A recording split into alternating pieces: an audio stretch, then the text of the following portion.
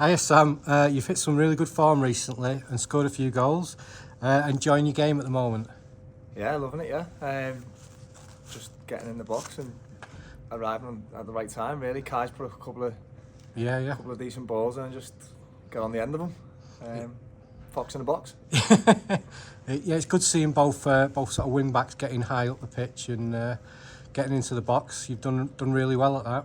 Yeah, just like I say, just trying to get in the right areas. You know, we've got players in the team that I know they're going to put the ball in the right areas, and if you're in there, you've got half a chance of scoring. So, just making sure you're there, and then if the chance comes to you, sticking it in. Yeah.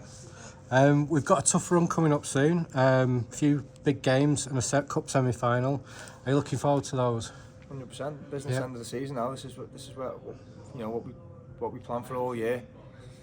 And yeah, semi-final, chance to get into a final. You don't get to play many cup finals, so you know if you get a chance to get there, it's something I want to win.